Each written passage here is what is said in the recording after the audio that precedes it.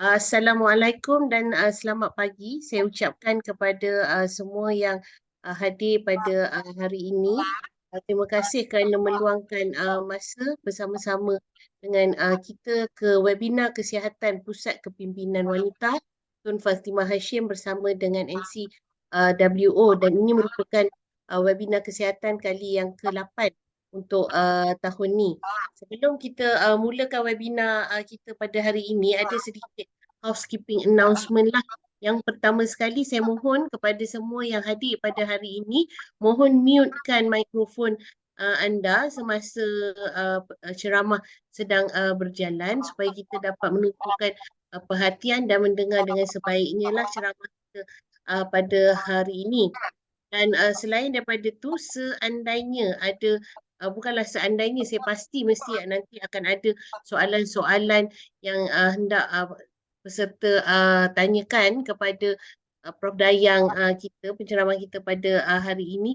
Mohon typekan soalan tu di ruangan chat.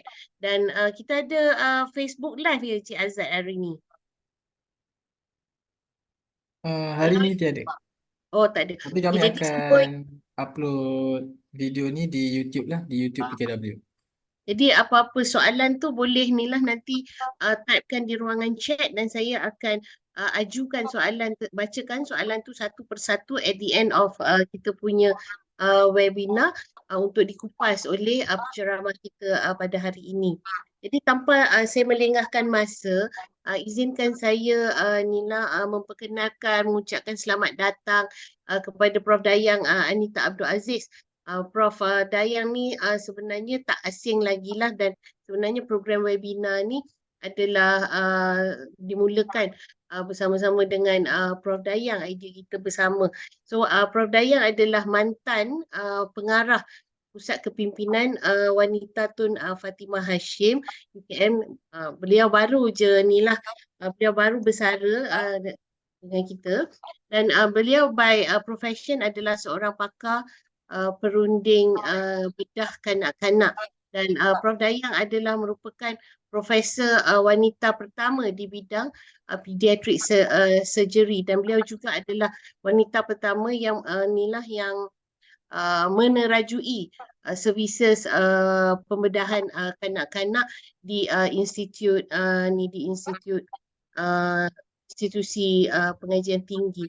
Dan sebenarnya Prof. Dayang ni banyaklah, kalau saya nak bacakan satu-satu, beliau antara inilah pioneer untuk pusat hospital pakar kanak-kanak kita UKM di sebelah ni.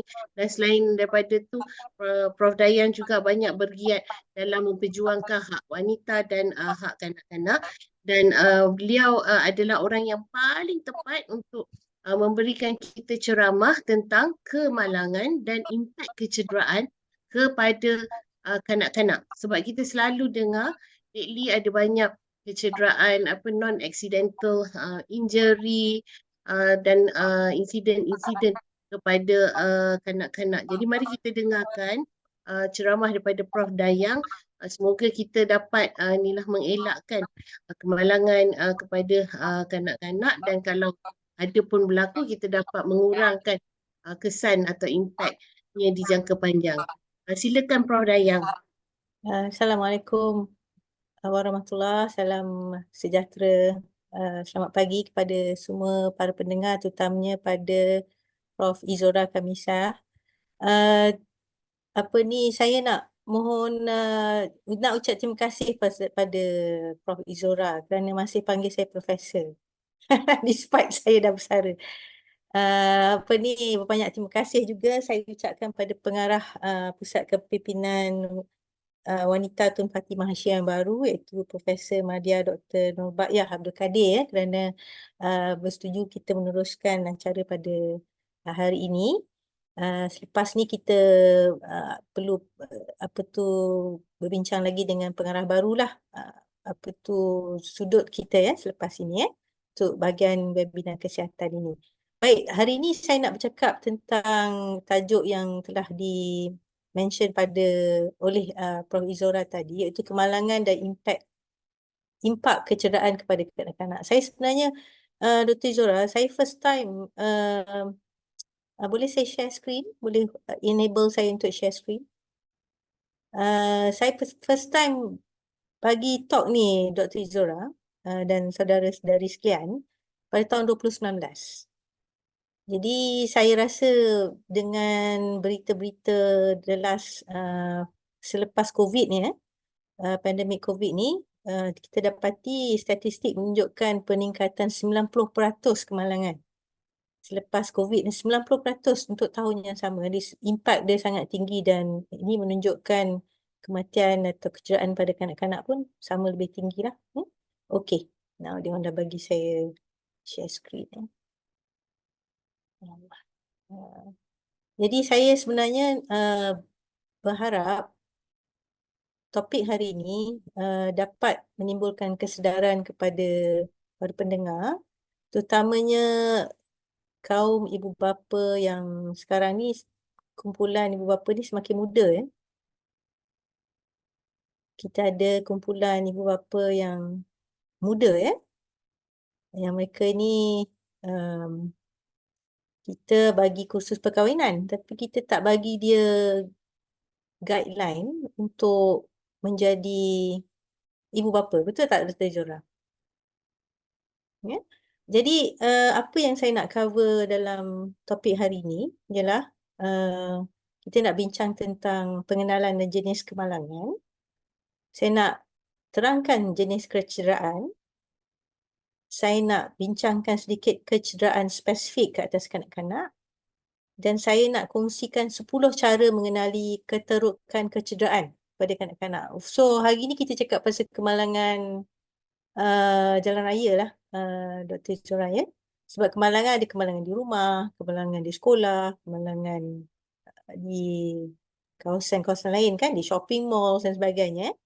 Saya ni kita nak cakap pasal impak kecederaan kemalangan jalan raya. Dan saya nak buat sedikit show saranan penyelidikan yang melibatkan kemalangan dan impak kanak-kanak ni. Dan kemudian kita buat kesimpulan. So, kongsian saya pada pagi ini tak berapa lama Dr. Zora. Ya? Tapi saya harap ia membawa manfaat. Okey, ini seperti yang saya cakap tu, first time saya deliver talk ni lah pada Miro sendiri ya, di Melaka pada tahun 2019 ya. Dan saya telah buat research masa tu untuk tengok overview masalah road traffic injuries ni di kalangan kanak-kanak di Malaysia. Nah, ada laporan terperinci melibatkan kanak-kanak dari tahun 2007 hingga 2009. Dan saya tengok di website terbaru ni pun banyak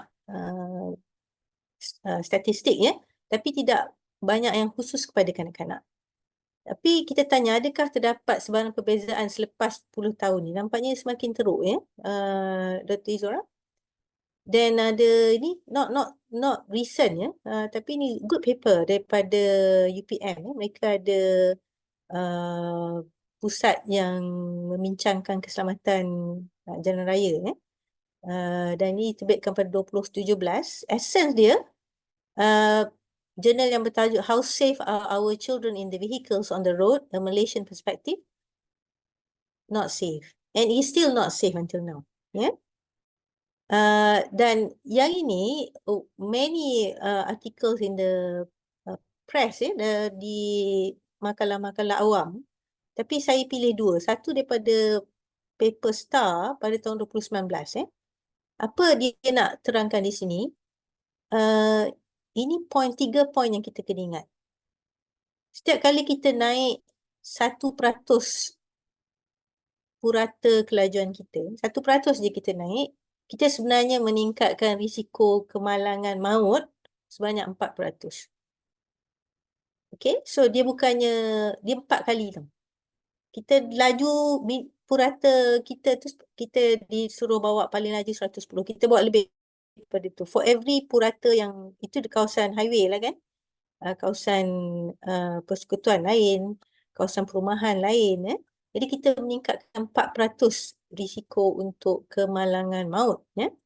Dan kalau kita tengok pejalan kaki yang dilanggar oleh kereta yang membawa 65 km sejam, dia ada 4 kali risiko untuk meninggal dunia.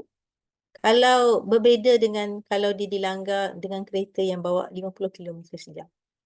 Ya, sebab itu 65 km sejam ni laju sebenarnya ya. Kita dalam kereta rasa lambat ya.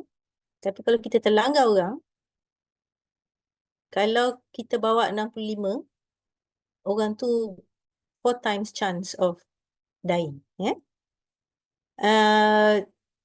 Kalau kita bawa laju, ya, kalau kita sebagai pemandu bawa laju 110 km sejam, untuk berhenti kalau kawasan tu basah ke, kalau kawasan tu kering, ya, kawasan tu kering, kita perlu berhenti dengan selamat, kita kena bawa 100 meter tau, 90 meter. Come to a stop on a dry surface. Tapi kalau jalan tu basah, kita perlu jarak yang lebih jauh lagi. Apa maksudnya? Kalau kita memandu, itulah jarak selamat kita. Sesuai kita diminta jarakkan kereta kita dengan kereta di hadapan. Tapi kita tengok semakin ramai orang tailgate sebab tak sabar, sebab rasa lorong 110 tu kalau di jalan highway tu, 110 tu untuk lane paling kiri. Bukan dia sebenarnya untuk semua, kecuali kalau nak memotong kita laju sikit. Ya? Kalau kita rasa lebih lambat, of course kita duduk di belah kiri lah. Ada sebab kenapa kita minta penjarakan antara kenderaan untuk pemberhentian yang selamat. Ya? Baik, jadi informasi yang berikutnya lebih terbaru lagi. Ini pada 18 Oktober baru ni. Ini daripada pengurusi Miros sendiri. Ya? Yang membuat satu statement yang saya rasa sangat betul. Kurang didikan keselamatan, punca ramai kanak-kanak maut di jalan raya. Apa definisi kanak-kanak ni? Daripada dia lahir sehingga umur dia 18 tahun. Bukan umur dia 10 tahun, 12 tahun, 18 tahun.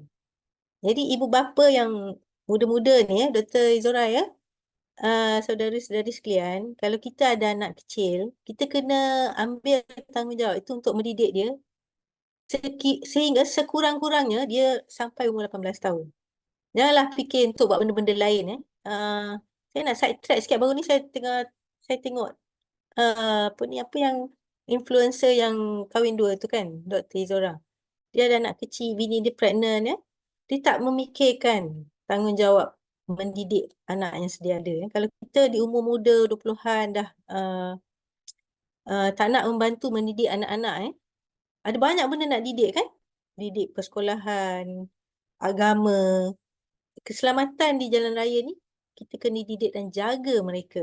Kalau kita ada interest lain-lain ni, saya rasa kita tak boleh commit masa yang bagus untuk menjadi ibu bapa yang baik. Jadi apa artikel ni pengurusi Miros ni katakan? Pertamanya, dia kata kalau kita tengok penggunaan kerusi keselamatan kanak-kanak, setakat ini hanya 26% saja kawasan bandar dan 15% di luar bandar. Jadi kita tak boleh cakap orang bandar ni pandai sangat tau. Sebab kita punya usage kerusi keselamatan kanak sangat rendah. 26%. Orang luar bandar pun boleh catch up dengan kita 15%. Mungkinlah orang luar bandar kata dia tak ada duit dan sebagainya. Saya rasa Miros last year dia ada buat subsidi untuk kerusi keselamatan kanak-kanak. I think 2022 bukan 2022. Tahun ni saya tak sure Dan Timbalan Menteri Pengangkutan dikatakan membuat statement secara purata seorang kanak-kanak meninggal dunia setiap hari antara 2011 hingga 2020. And it's actually more than that. Keduanya, caption yang paling penting ni tengok punca kematian 72% kanak-kanak bawah 5 tahun ketika menjadi penumpang kenderaan. Bilangan tertinggi kematian kanak-kanak berusia 6 hingga 10 tahun, 59% tidak menggunakan tali pinggang keledar dalam kereta dan topi keledar ketika menunggang kenderaan. 75% kematian jalan raya melibatkan kanak-kanak usia 11 hingga 15 adalah sebagai pemandu atau penunggang. So, statistik ni kita boleh go on and on. Saya nak stop di situ. Just to show the severity, keseriusan situasi ini.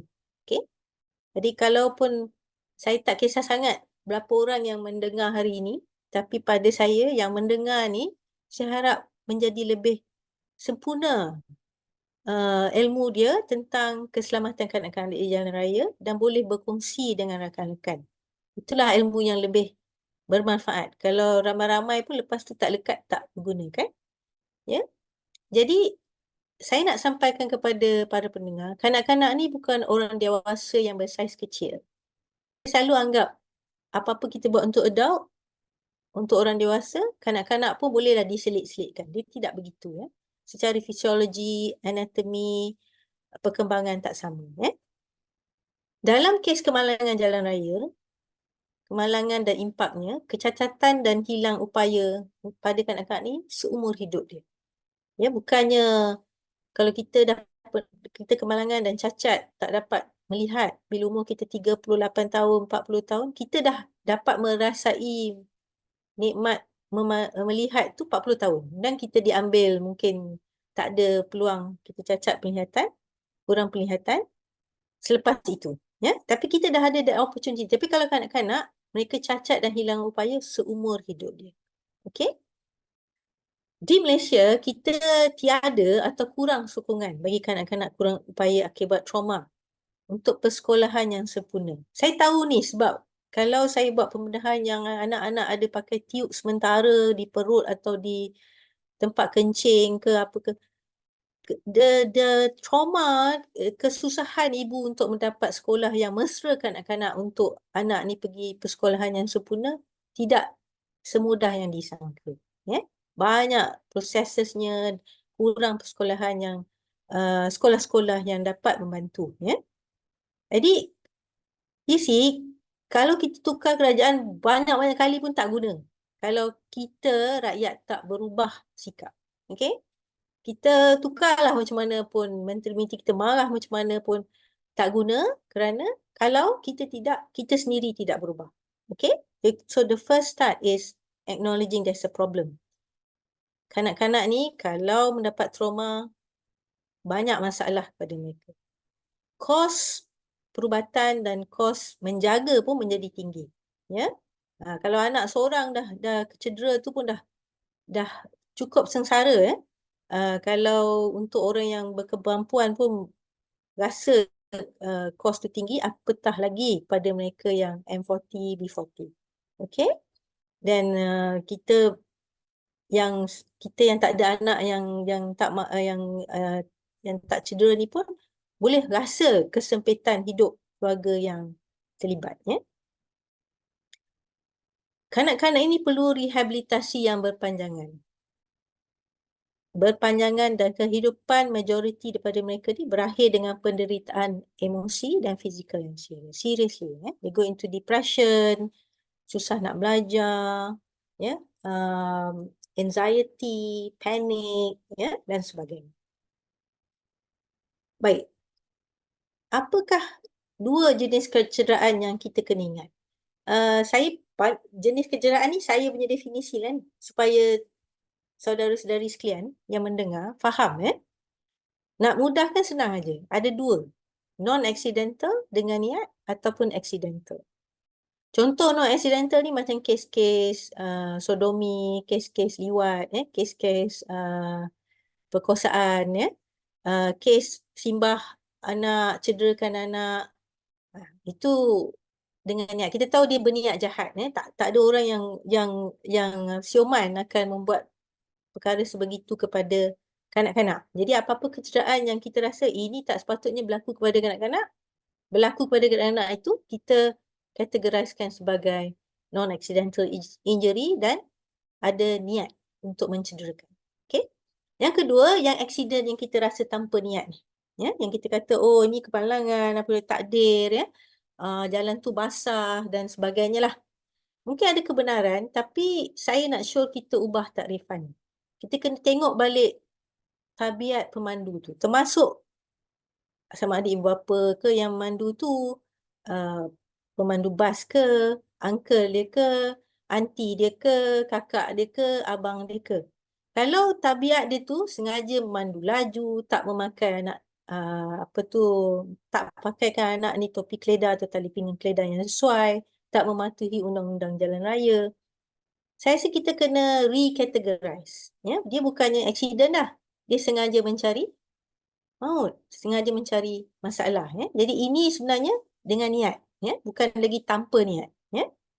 Mungkin dia tak sedar, tapi kita kena sedarkan dia. Sebab saya rasa takrifan semula ni penting untuk menjaga kebajikan semua kanak-kanak di negara kita. Okey? Jadi, kecederaan yang pertama yang saya nak terangkan yang paling serius ialah traumatic brain injuries, TBI. Ini apa tu slide yang sibuk sikit. Ya. Kalau kita tengok, ini Mak Saleh, dia kata 17% di negara dia car accident. Kita punya tadi berapa? 72%. Ya, 72. It's crazy, ya. Collision dia 17%, rendah. Kita punya 70%. Ya. Dan di sini dikata berlaku banyak pada sports. Sebab orang di negara barat ni suka footy, suka rugby, suka anak-anak dia suka benda yang serius. Ya. Apa maksud traumatic brain injury? Kecederaan kepala ni, kecederaan kepada otak ni, pada bahagian kepala ni mungkin tak ada nampak sebarang kecacatan fizikal kepala. Elok je, intact je. Round, tak ada apa-apa. Mungkin ada crack sikit. Tetapi traumanya kepada brain tu. Brain tu bergegar di dalam skop tengkorak tersebut. Dan gegaran ini boleh menyebabkan pensarafan tak betul.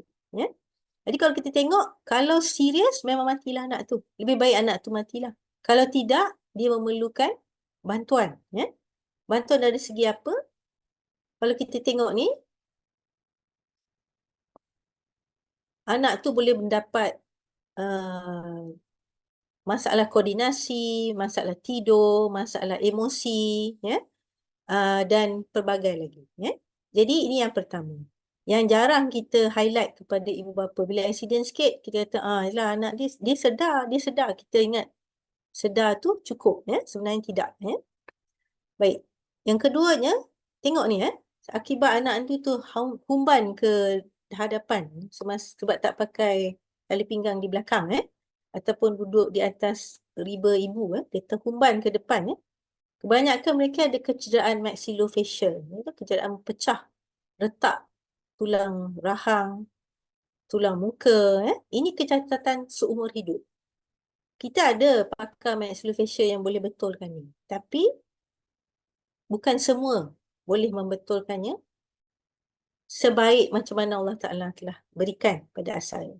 Okey? Dan majoriti bila dia jadi macam ni, seteruk ini, otak di belakang pun dia kompres sekali.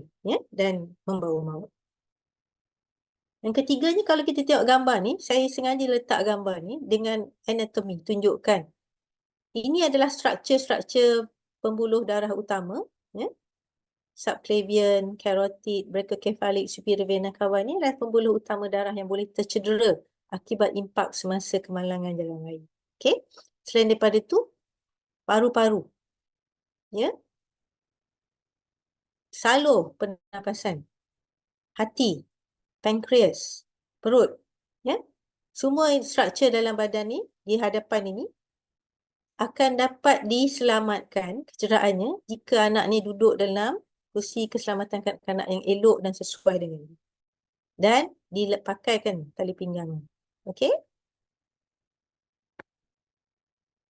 Now, untuk spesifik kepada organ tersebut, yang biasa saya jumpa sebagai pakar bedah kanak-kanak, kecederaan pada dada dan tulang rusuk ni, kalau tengok, ini adalah paru-paru yang normal. Ini CT scan.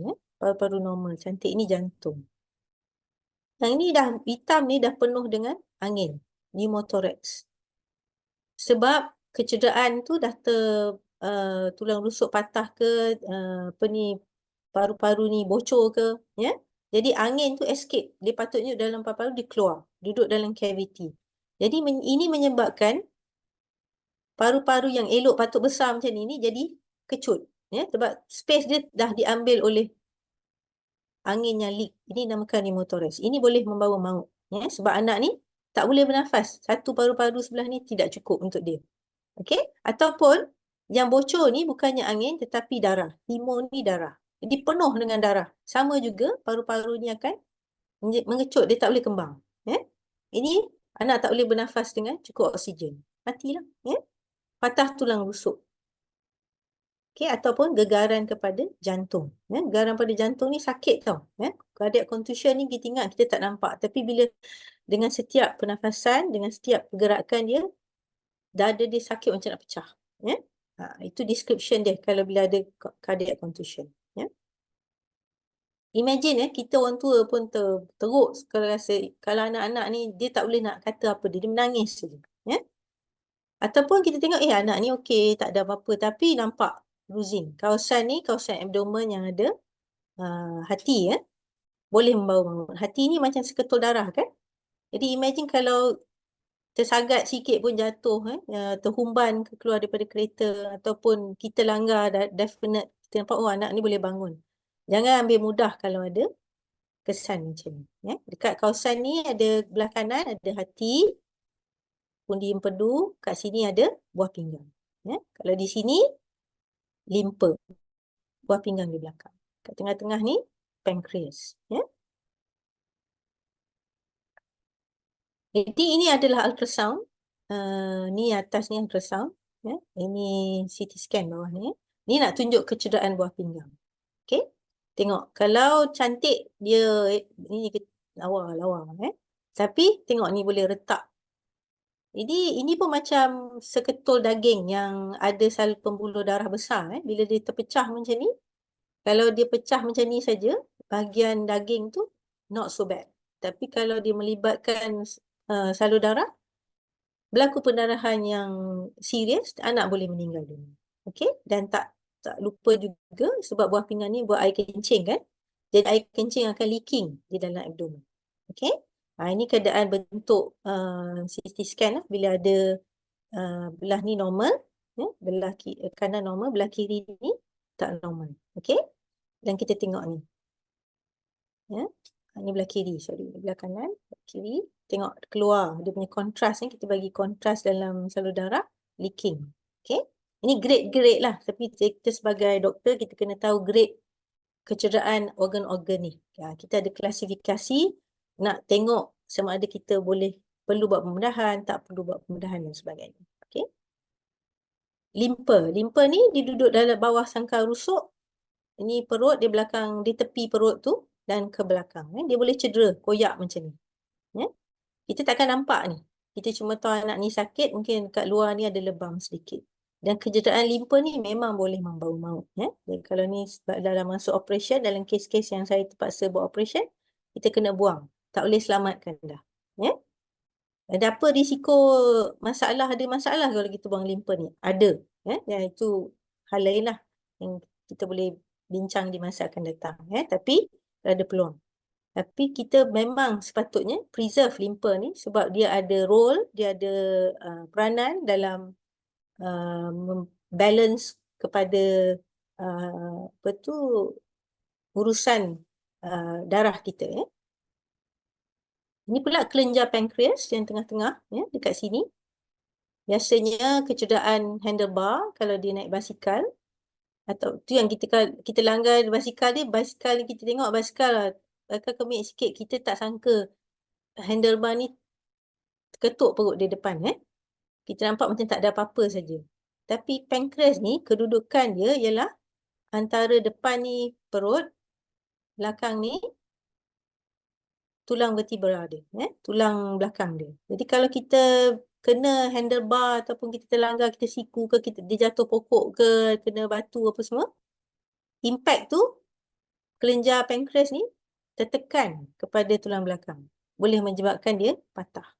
Kelenjar pankreas ni kan kita belajar mengeluarkan hormon insulin, untuk pencernaan dan sebagainya. Dia ada enzim, dia ada jus yang sangat sepatutnya duduk dalam dia je.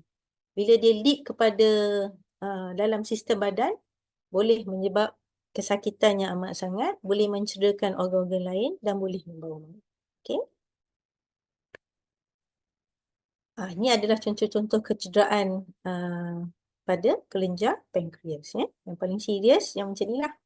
Dia terputus di bahagian kepalanya. Okey, yang kawasan ni, yang warna hijau ni adalah saluran empedu. Saluran empedu ni dia sambung dengan saluran pankreas untuk keluar dan cerna makanan dalam usus ini, usus kecil. Okey. Jadi kalau berlaku di mana-mana, cukup untuk menyusahkan anak tersebut, lebih teruk kalau terputus macam ni, ya, atau terputus bahagian ekor atau terputus bahagian kepala. Ini kita kata handlebar injury. Nampak anak ni dia simple je. Mak dia pun ingat dia tak ada apa-apa. Tapi dekat kawasan ini, yang kan saya akan tunjuk kelenjar tadi tu. Ya. Ni ada usus kan dekat depan ni. Ni ada perut. Kat depan ni ada perut dengan usus besar ya. Jadi usus kecil duodenum ni dia berjalan macam ni. Kemudian dia bengkok macam ni. Kawasan ni sempit. Tak boleh lari ke mana. Kalau handlebar ataupun kita langgar anak ni di sini kawasan ni, terkena kawasan ini, impak dia, usus di sini boleh bocor. Tapi dia bukan bocor terus, dia bocor selepas 24 jam trauma. Sebab tu kadang-kadang bila kita kata jangan kasih anak ni minum makan selama 24 jam, inilah sebab dia. Ya, sebab kita takut ada kebocoran usus yang lewat sikit. Kalau kita biarkan nanti dia makan, minum, semua tumpah dalam perut dia, boleh bunuh. Okey. Jadi ini semua impak yang kita tak sangka, dari luar nampak tak teruk. Ya? Atau juga kecederaan yang patah tulang pinggul. Ya? Ini tulang pinggul yang cantik. Ya? Tapi kalau dipatah, apa macam mana? Dan struktur dalam ni untuk orang lelaki ada pundi kencing, salur kencing. Untuk wanita ada, untuk kanak-kanak perempuan ada rahim dia, ovary dia, tube dia. Ya? Jugalah usus besar, usus kecil. Ya? Ini terbuka, tengok. Ya? Tempat yang laluan salur kencing tu terbuka. Jadi kita tengok, anak ni tak boleh gerak. Kaki dia okey je, tapi sakit sangat. Madu sakit sangat dan tak boleh kencing. Ya? Sebab dah terbuka kawasan ni. Ataupun patah salah satu bahagian ni. Cantik kan? Yang ni dah patah. Ya? Ini semua kecederaan serius ya, yang boleh memberi impak kepada anak tu punya saluran kencing, perjalanan dia dan kecederaan berterusan kepada organ-organ dalaman tu. Now of course patah tulang kaki dan tangan. Ini tulang peha ya. Ini tangan ya, bahu ya. Jadi majoriti untuk kanak-kanak ni konservatif, kecuali bila ada tanda-tanda bahaya yang saya atau pakar-pakar bedah kanak-kanak perlu buat pendedahan. Dan rasanya nak mengenali pun menjadi satu masalah kepada doktor-doktor dewasa. Apatah lagi kita by the time sampai kepada pakar bedah kanak-kanak ni, masa tu dah terbazir ya. Bukan terbazir lah, dah berlepas ya. Jadi anak tu duduk dalam keadaan yang lebih membahaya kepada nyawa dia. Sebab trauma dia tu lebih serius daripada yang disangka. Jadi masuk kepada slide yang paling saya ingat. Perlu ibu bapa atau semua penjaga mengenalinya. Cara-cara mengenal tanda serius selepas kemalangan. Ataupun apa-apa injury lah. Ya, bukan kemalangan jalan raya saja. Pertama, anak tu tak sedarkan diri. Okey? Tak sedarkan diri. Kalau anak tu bercakap, accident je, kita tengok anak tu senyap. Mungkin dia trauma, tapi biasanya anak-anak akan menangis. Ya? Ni dia diam. Okey, dia tak sedar diri. Kedua, tahap kesedaran berkurangan atau dia muntah-muntah. Kita jangan marah dia bila dia nak muntah. Kenapa nak muntah ni? Jangan macam tu, jangan macam bukan. Think. Ini serius ni sebab bila pressure dalam otak tinggi, dia akan muntah. Bila pressure dalam otak tinggi, yang traumatik tu, tahap kesedaran dia akan berkurangan. Okey? Yang ketiga, kita nampak perdarahan yang jelas daripada scalp dia ke, daripada kulit ke, daripada hidung dia ke, pada mana. Ini tanda serius. Jangan ambil mudah tutup-tutup lap-lap dan kita kata tak apa, boleh balik. Tak boleh. Ya? Apa-apa pendarahan yang jelas kelihatan mesti diambil sebagai tanda serius. Okey? Yang keempat, perdarahan telinga dan hidung. Bila ada perdarahan telinga dan hidung, dia refleksi kepada perdarahan otak dan organ dalaman. Atau mungkin ada kecederaan tulang dia. Okey? Jadi, pay attention. Ini tanda serius. Jangan ambil mudah. Jangan balik dan rasa taklah anak tu okey, saya pun okey, saya buat pelan. Tidak. Kelima, pernafasan tak dirasai macam ni. Ini cara nak tengok anak tu bernafas ke tidak. Bukan taruh tangan macam tu. Okey? Kita head tilt, kita letak tangan kita dekat atas dahi anak ni. Kita gently naikkan dia punya dagu. Kita letak pipi kita berdekatan dengan muka, hidung dan mulut anak. Kita buka sikit macam tu. Kita rasa panas pernafasan dia. Listen and feel. Dengar nafas dia dan kita rasa ada tak pernafasan. 10 saat kita kena buat. Kalau tak ada, pernafasan tidak dirasai, ini tanda serius. Okey? Kita tak boleh anak ni menangis, kalau kita nangis dah tak ada apa tu. Kita mesti pastikan anak bernafas dengan baik. Kalau dia tengah sedar tu, tak bolehlah buat ni. Ini untuk anak yang tak sedarkan diri. Dan kita nak tengok pernafasan dirasai atau tak dirasai. Okey? Baik. Bukan jangan guna kain ke letak nak tengok kain tu naik tangan tu letak tangan ke hidung, tidak. Ini cara dia. Kalau anak tu tak sedar diri, ini step yang kelima. Daripada 1 pergi step kelima. Okey? 6, pucat. Kita tak nampak apa-apa perdarahan yang jelas. Kita kena ingat mungkin organ hati, limpa, buah pinggang yang cedera kat dalam. Anak ni pucat sangat. Orang selalu cakap, saya ingat anak saya pucat sebab dia takut Prof, tu yang saya tak bawa. Tak boleh lagi dah. Sebagai ibu bapa, kita kena ambil perhatian. Kalau anak ni pucat, kita tak nampak mana perdarahan dia ni. Selepas kemalangan, mungkin dia ada perdarahan dalam. Yang ke-7, lebam pada bahagian badan. Macam tadi yang saya tunjuk gambar sikit aja kan, macam cala-cala di atas tu. Abdomen yang membengkak. Kita tengok balik rumah tu, anak ni tak nak makan, kata perut sakit, betul bengkak. Kita kena ingat, adakah dia ada kebocoran usus ataupun perdarahan yang merebak di dalamnya. Sebab itu bahagian abdomen dia membengkak. Yang ke-9, dia kencing berdarah. Kalau kita accident, melibatkan bahagian salur kencing, buah pinggang, cedera ke, kencing itu akan berdarah. Kalau sikit, mungkin kita tak nampak dengan mata kasar. Tapi kalau kita nampak kencing berdarah, itu serius. Until proven otherwise. Okay? Ambil precaution, bawa ke hospital. Ataupun kita nampak posisi pinggul dia dah tak normal. Biasanya ini tak boleh digerakkan, dia sakit. Jangan cuba betulkan. Okay? Dia tak nak gerak, sakit sangat. Itu tanda kemungkinan tulang pelvis dia telah patah. Baik. Of all that, saya nak buat sikit saran dan perubahan sikit. Saya dah ending saya punya slide ni.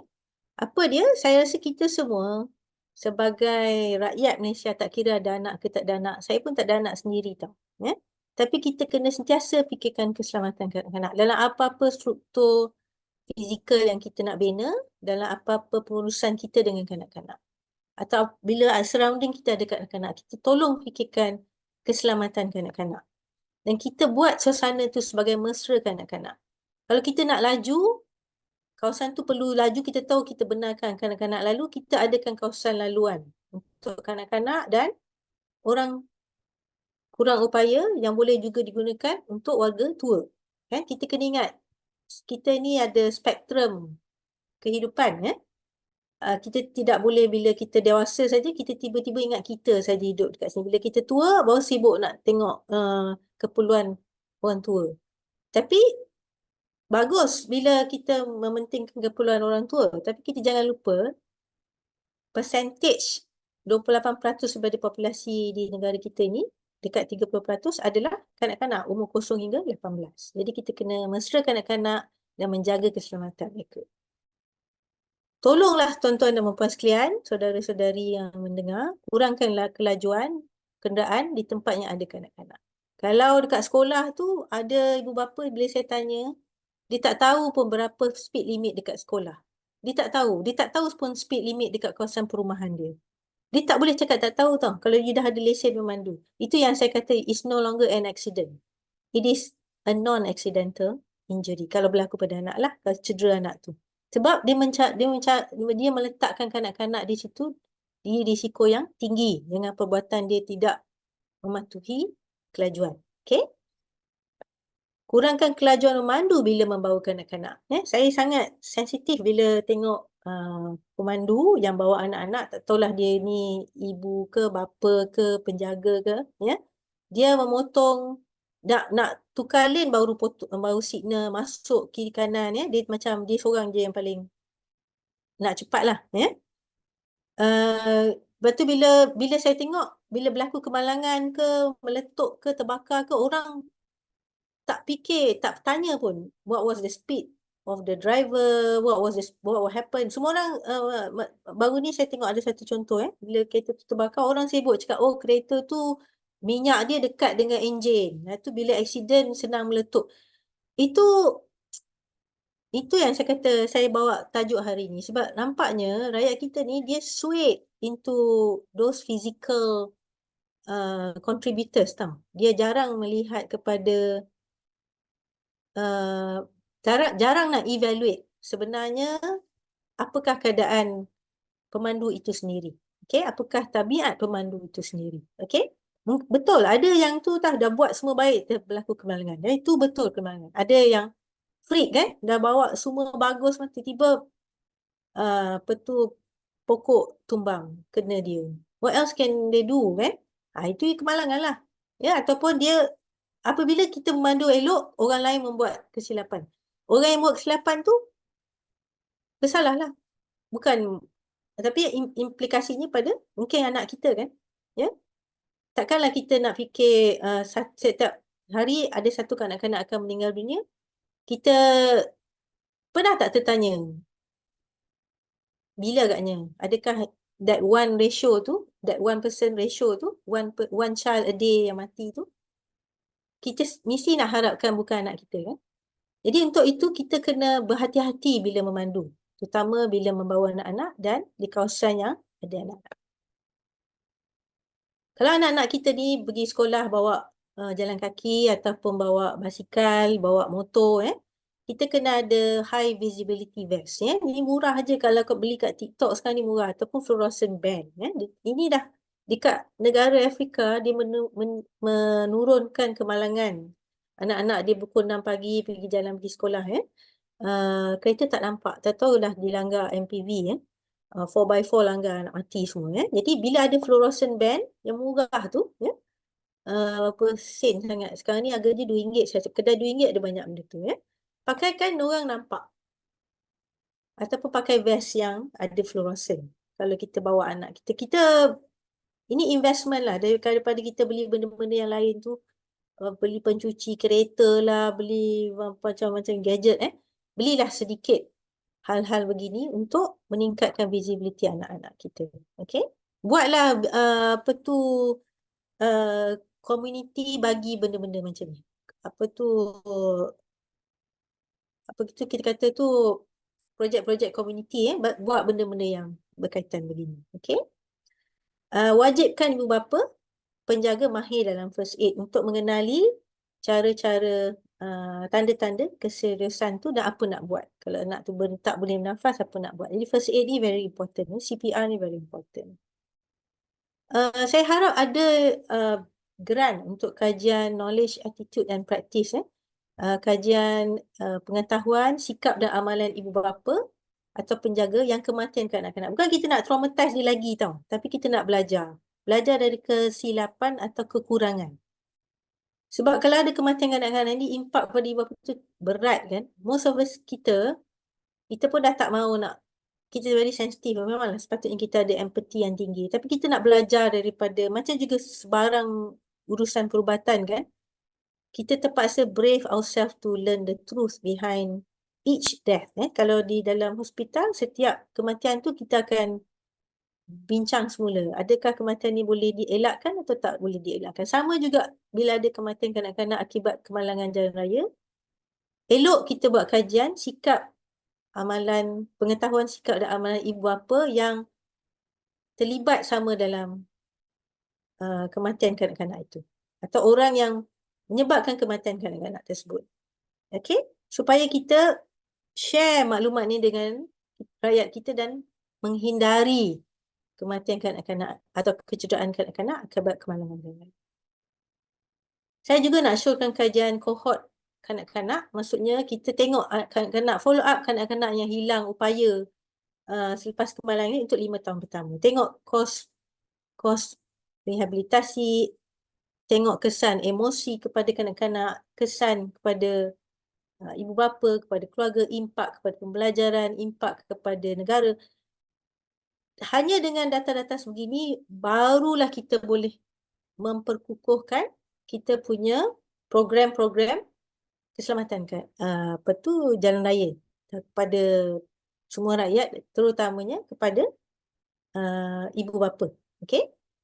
Saya tahu Miros ada buat banyak good program untuk sekolah dan sebagainya. Tapi saya dalam pengalaman saya 28 tahun saya sebelum saya bersara baru ni, walaupun saya dah bersara tak bermaksudlah saya ni tiba-tiba jadi tak reti kan, ya.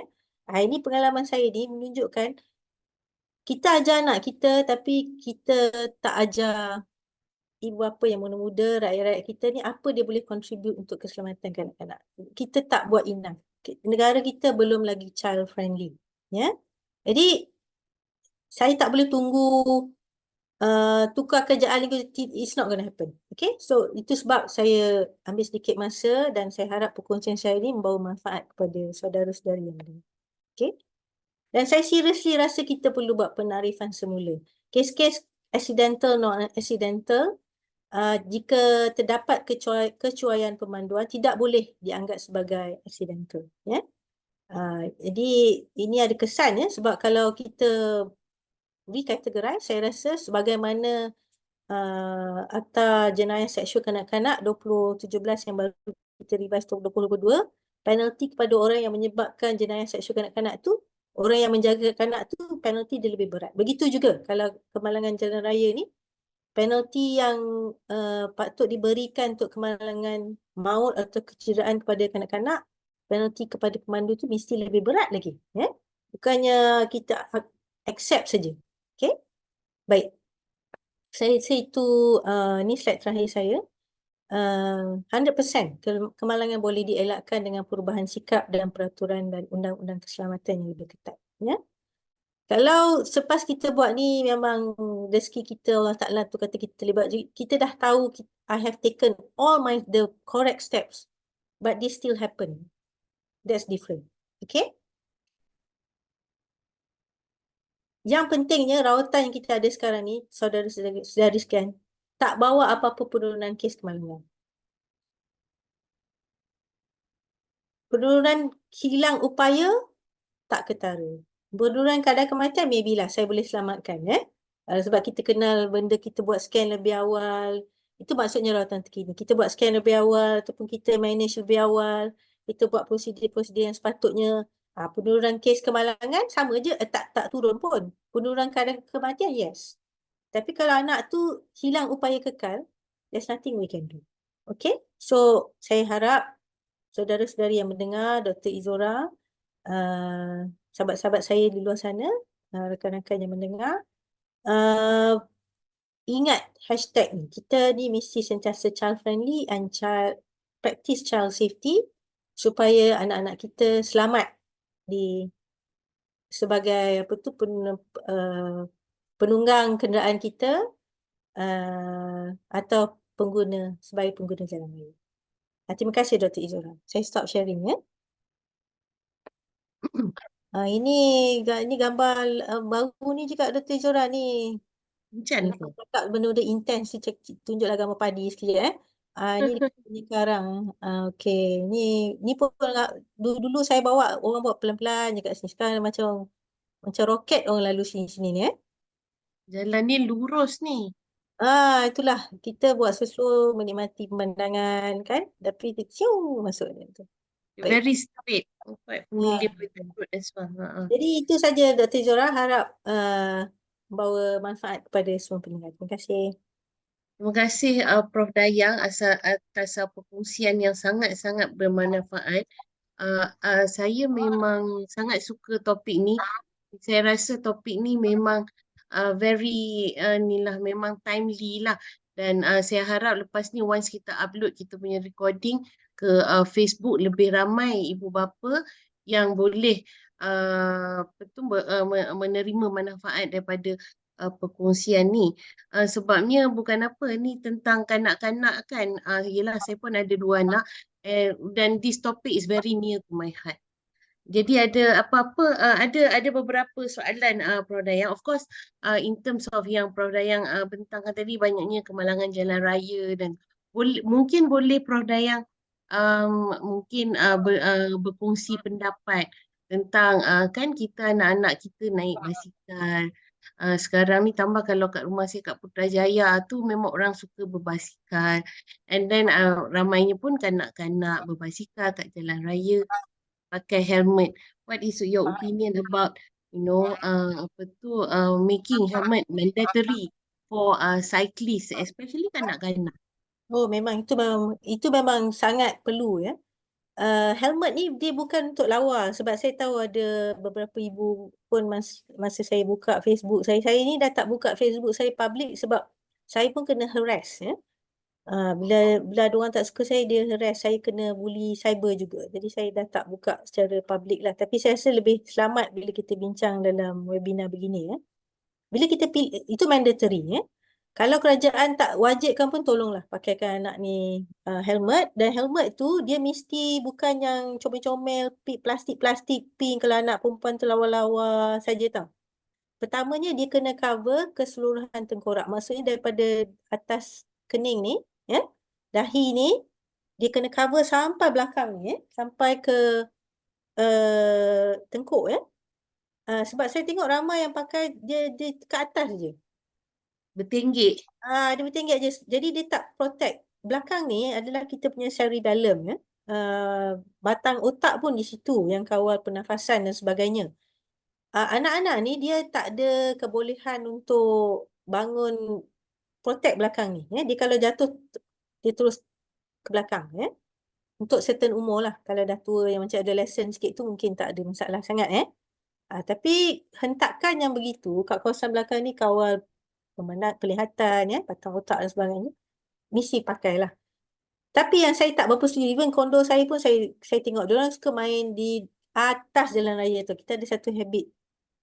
Kita buat taman tu adalah mungkin kena pergi blok lain, tapi kita semua tak nak. Kita nak together, ibu bapa ambil masa membuat di jalan raya. You cannot. Ini tu saya kata, macam mana buat pun, habit tu datang daripada kita. Remember, every child die of accident a day. We don't want our child to be kena macam tu kan. Yang kita tak tahu. Saya paling sedih sekali kalau kereta MPV lalu laju kawasan perumahan sebab dia nak segera, dia nak cepat. Dia kata kan. Jadi dia swerve dekat tempat lintasan pejalan kaki tu, ada budak lalu. Budak tu pun terpelanting mati. Dan dia kata, saya tak sengaja sebab saya pun nak segera nak pergi hospital. Whatever reason you give. Sebab jadi satu culture di negara kita ni, kita tak, orang yang memandu sekarang ni, saya pun tak tahu macam mana lulus lesen pemanduan. Dia tak pernah tengok pun speed limit. Kawasan perumahan, kawasan yang ada anak, kawasan sekolah, kawasan yang kat luar tu lah. Kalau kita memandu buat kita ada anak, kita dari please just focus. Because kita mungkin kalau mati tak rasa dah kan. Tapi anak ni bila kita mati, lepas tu anak tu cedera, orang yang menjaga selepas kita tu satu beban kepada dia. Itu yang saya selalu ingatkan lah. Terima kasih Prof. Dayang. Dan lagi satu Nila, ada yang bertanya, adakah apa-apa akta atau undang-undang tentang negligence terhadap kanak-kanak di Malaysia in terms of kalau mak bapak dia tak pakai, let's say, tak pakai helmet, anak dia end up with head injury ataupun tidak letakkan dalam car seat for example, and then accident tercampak and then menyebabkan kecederaan. Adakah ibu bapa at the moment liable for litigation? Negligence. Apa tu, kita ada akta kanak-kanak tapi kurang penggunaannya sebab kita tak expand kepada jalan raya ni sangat dan akta jalan raya sendiri penalty untuk tak pakai kasit, tak pakai kanak kasit ni minor lah in fact saya bukanlah nak mengajar kan, tapi kalau kita nak bunuh orang, kita langgar je lah. Kita tak kena bunuh apa ni, macam gantung pakai tikam tu tau. Padahal kita langgar dia. Kita boleh cakap tak sengaja, ataupun kita, I mean, of course, lawyers probably, but I can see the reason. Kalau anak-anak ni contohnya datang kepada saya tengok kecederaan ni, saya kata macam mana boleh berlaku ni? Parents will escape because kita tak, apa ni, kita punya budaya ni tak sampai hati lah. Anak dia dah kena dah macam ni, lepas tu kita nak charge dia pula. Jadi saya harap kita tukar mindset tu. Okay?